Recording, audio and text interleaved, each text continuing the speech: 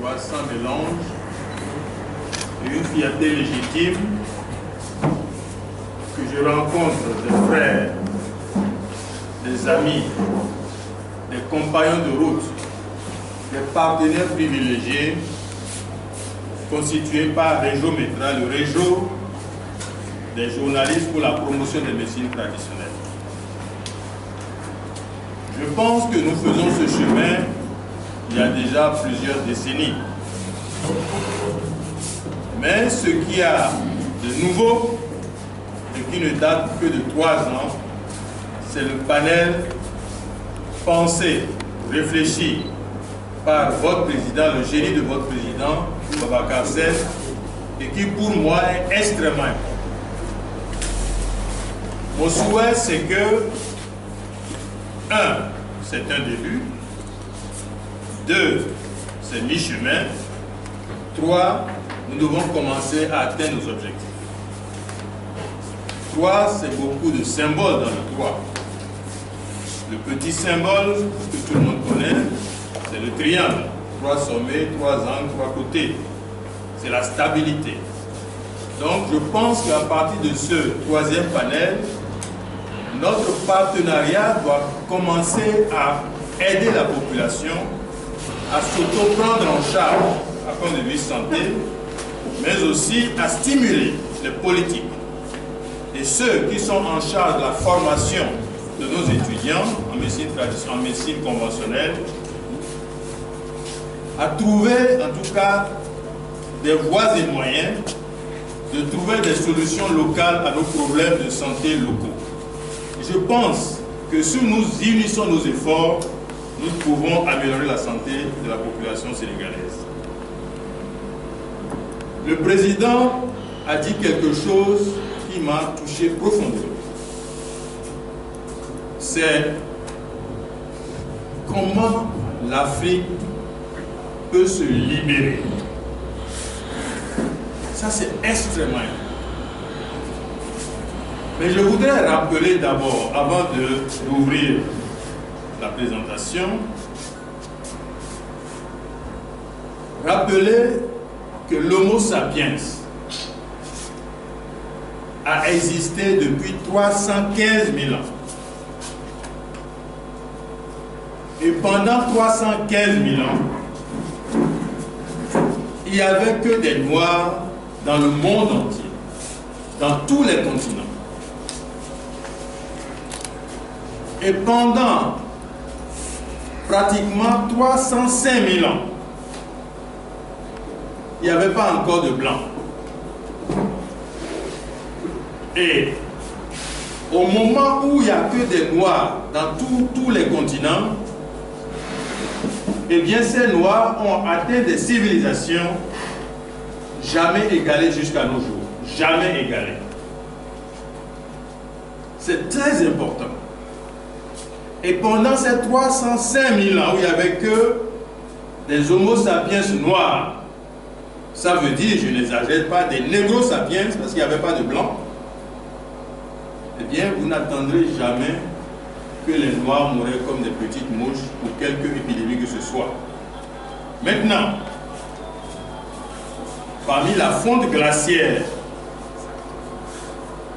qui est arrivée il y a 12 000 ans seulement, est apparu certaines maladies, certainement qu'on appelait à l'époque mélanose, qui ont atteint le génome de la mélanine.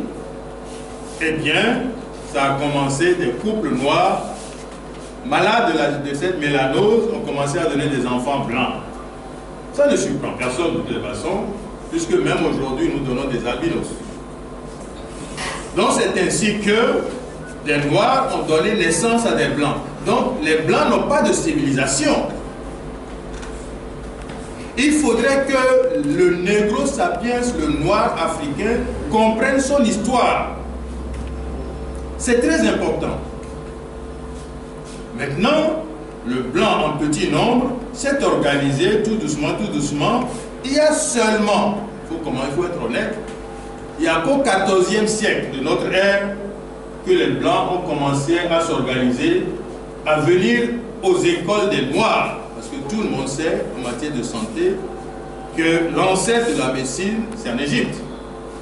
Et le grand maître, c'est Imhotep. Tout le monde sait ça. Et Hippocrate de Cos était un petit-fils de l'école d'Imhotep.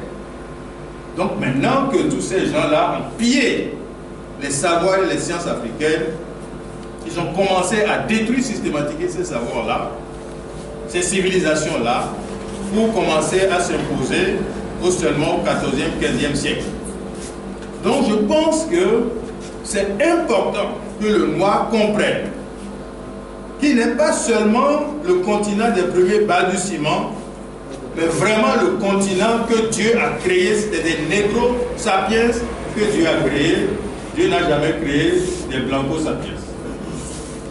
Ça veut dire de manière concrète que aujourd'hui, nous tous, nous avons les mêmes ancêtres des noirs. Les blancs n'ont pas d'ancêtres blancs. Ceci étant, si la santé à l'époque a connu des succès jamais égalés, pourquoi aujourd'hui la santé africaine est tout aussi en retard et que cette santé maintenant dépend encore de ceux qui étaient à notre école hier? C'est ça, je pense, que la question fondamentale. Eh bien, j'ai dit les Blancs ont commencé à s'organiser. Mais ils ont commencé à s'organiser en changeant toute la logique première qui ont fondé l'évolution de cette humanité. C'était ce humanisme de ces négro-sapiens. Et là, dans ce cheminement de tout chambouler, il y a les philosophes. Ensuite, il y a les mathématiciens. Mais le plus grand mathématicien, c'est qui? C'est Descartes. Mais Descartes, qui est un maths et éthique, a malheureusement conduit le monde dans un maths sans éthique. Puisque le système cartésien n'est basé sur aucune notion d'éthique. Ce système cartésien aujourd'hui, tout le monde le sait, il est étroit, il est limité, il est désert. Et ce système-là, c'est celui-là qui est fondé sur notre santé. Maintenant, si un système qui doit gérer la santé des hommes ne connaît pas la vie, n'a rien pour mesurer l'émotion, l'intuition, mais c'est quoi alors ce système?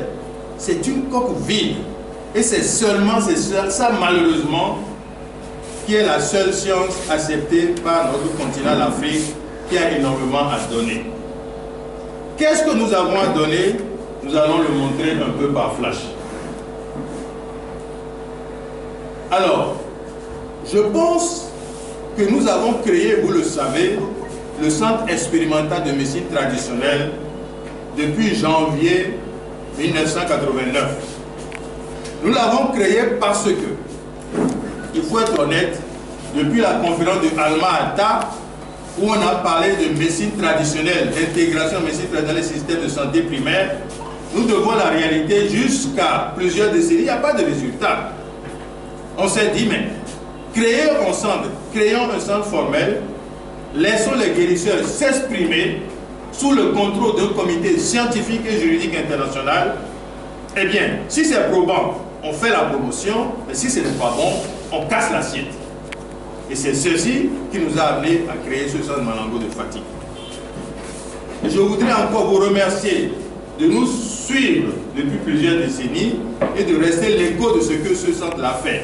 Mais de manière succincte, depuis que ce centre est créé jusqu'à ce jour, nous n'avons jamais renvoyé un malade qui a tapé à la porte de ce centre.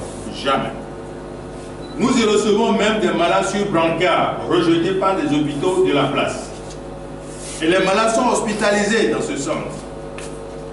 Je touche du bois. Après 3 décennies, nous n'avons pas encore eu un seul décès dans ce centre. Et nous avons invité des chercheurs partenaires venus d'Europe et des États-Unis pour évaluer le travail de ce centre. Toutes maladies confondues. Nous ne connaissons pas de maladies curables ou incurables, non. Toutes maladies confondues, ce centre a 65% de guérison totale, 25% 25% d'amélioration quantifiable. 65 et 25, c'est quand même 90% de bons résultats. Je défie une structure conventionnelle au niveau mondial qui peut avoir un résultat aussi courant. Ceci est extrêmement important, surtout que les traitements opérés dans ce centre sont basés uniquement sur les médecines traditionnelles africaines. Et ça, c'est extrêmement important. Maintenant, nous avons, au-delà de ce que nous faisons dans ce centre, dans ce monde où hier nous étions les pionniers, aujourd'hui nous sommes considérés comme des moutons sans civilisation, eh bien, nous avons dit, ce que nous faisons n'est pas cru localement, allons chercher des partenaires crédibles ailleurs. Aujourd'hui, nous avons des partenariats extrêmement crédibles au niveau des sommités scientifiques les plus évoluées. Et vous avez vu, nous recevons régulièrement des sommités scientifiques de plusieurs universités américaines, de plusieurs institutions américaines et européennes. Et je pense aussi que c'est le moment de vous donner une première information avant que la présentation PowerPoint ne sorte. Je ne sais pas ce qui se passe. La première information, c'est que nous avons estimé qu'il faudrait trouver des solutions locales à nos problèmes de santé locaux, quel que soit le problème. Et nous avons créé dans ce centre que vous connaissez, essayé de montrer à travers le VIH-Sida, essayer de montrer que ce que nous faisons dans ce centre a un résultat. Nous savons dans quel état nous recevons nos patients. Nous savons aussi l'évolution clinique et paraclinique de nos patients. Mais nous le savons. Même si nous bénéficions des données de grands laboratoires d'Amérique, nous le savons. Mais malheureusement, l'Afrique n'étant pas capable de savoir que 1 plus 1 égale 2, l'Afrique étant constituée d'analphabètes, eh bien nous avons essayé de trouver ces solutions-là, l'approbation de ces solutions que nous faisons ici au Nord.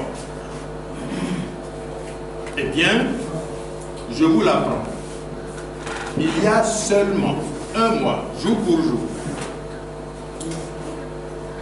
les grands professeurs américains ont envoyé leurs techniciens de laboratoire ici. Ils ont demandé à prendre le sang de nos patients. Et aussi, chaque patient doit avoir un témoin. Nous avons pris 13 patients et 13 témoins. Eh bien, je suis content que Regiometra ait la primeur de cette information. Vous êtes nos partenaires privilégiés, vous aurez la primeur de cette information. Nous venons de recevoir les résultats d'analyse envoyés par les États-Unis et tenez-vous bien, tous les malades du VIH-Sida que nous avons suivis dans ce centre, certains sont restés plus de 15 ans sans aucun médicament, ni moderne ni conventionnel. Les résultats sont venus. Aucun de nos malades n'a aucun virus dans son sang. Je dis bien, ils ont essayé de pousser la charge virale avec des données les plus pointues possibles. Eh bien, tout le sang de tout le malade, aucun n'a un seul virus. Ça, c'est une révolution scientifique au niveau mondial. Vous ne verrez jamais un malade de sida suivi par n'importe quel traitement dans le monde entier qui peut rester seulement une semaine sans prendre l'ARV et qu'il n'y a pas un boom au point de vue charge virale. Les malades sont restés plus d'une décennie sans aucun traitement. Il n'y a pas un seul virus dans aucun malade.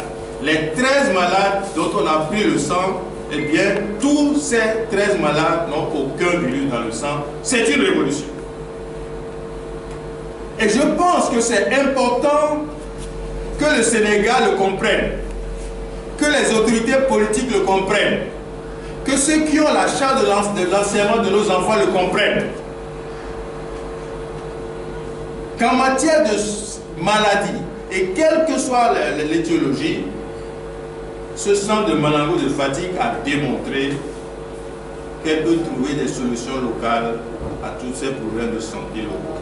C'est important. L'autre élément qu'ils ont essayé de voir au niveau des institutions universitaires américaines, c'est qu'ils ont essayé d'étudier l'effet en laboratoire de nos simples produits qu'on leur a envoyés en comparaison avec les trithérapies, les ARV. Pendant seulement 21 jours, ils ont traité les malades, les chats virales, comment l'appelle-t-on, les cellules vaginales infectées in vitro, avec nos simples produits individuellement, et les mêmes cellules vaginales infectées avec les ARV pendant 21 jours. Ils ont arrêté les traitements après 21 jours. Tenez-vous bien, le processus de guérison continue avec nos simples produits. Et évidemment, pour la trithérapie, boum, la charge virale a fait un boom en avant. Ça veut dire, ça fait plus de 3 décennies que Prométra chante cette chanson. En Afrique, on ne tue pas le mal, on l'estime. Cette phrase-là, si le monde scientifique veut l'entendre, veut voir, veut accepter l'évidence, eh bien nous allons changer de fond en comble toutes les hypothèses de recherche au niveau planétaire. Parce que tuer le mal, c'est dommage qu'on appelle certains Français savants. C'est dommage. Parce que Louis Pasteur, il a fait des découvertes sans éthique. C'est ce que je dis. Une découverte sans éthique, c'est pas louable. Eh bien, Louis Pasteur a dit qu'il faut tuer des bactéries avec des microbes. Des bactéries, il faut tuer les microbes et les bactéries. Alors, la bactérie B1, microbe M1, eh bien, il l'a pas tué, il l'a transformé. Et aujourd'hui, le monde scientifique reconnaît qu'il y a des maladies bactériennes qui n'ont plus d'antibiotiques. Ça veut dire, il arrivera un moment où lorsque ces bactéries vont venir sous forme d'épidémie, le monde va mourir comme des mouches. Et en ce moment-là, l'Afrique sera là pour trouver des solutions à ces préoccupations mondiales si nous, Prométra et Régiométra, nous nous donnons la main réelle de travailler main dans la main. Parce que nous avons des données scientifiques prouvées. Mais nous attendons de vous de faire l'écho pour que les gens comprennent que si on doit parler d'émergence, nous pouvons offrir plus que l'émergence, un développement endogène durable. Et ça, c'est important. Nous pouvons apporter plus que l'émergence, un développement endogène durable, non seulement en trouvant des solutions locales à nos problèmes de santé locaux, mais aussi en trouvant des solutions aux maladies dites incurables. Et ramener les Français, les Européens, les Américains à venir chercher des solutions à leurs problèmes ici au Sénégal. Non seulement ils vont ramper pour venir, mais c'est seulement à ce prix qu'ils vont respecter le nègre. Ils vont respecter l'Afrique. Et l'Afrique pourra aussi, tout au moins dans le domaine sanitaire, reprendre son rôle de tête de pont dans l'aventure cosmique. Et ceci est extrêmement important. Donc si nous revenons un peu à la présentation, eh bien, nous pouvons vous dire que notre organisation promettra que j'ai l'honneur de servir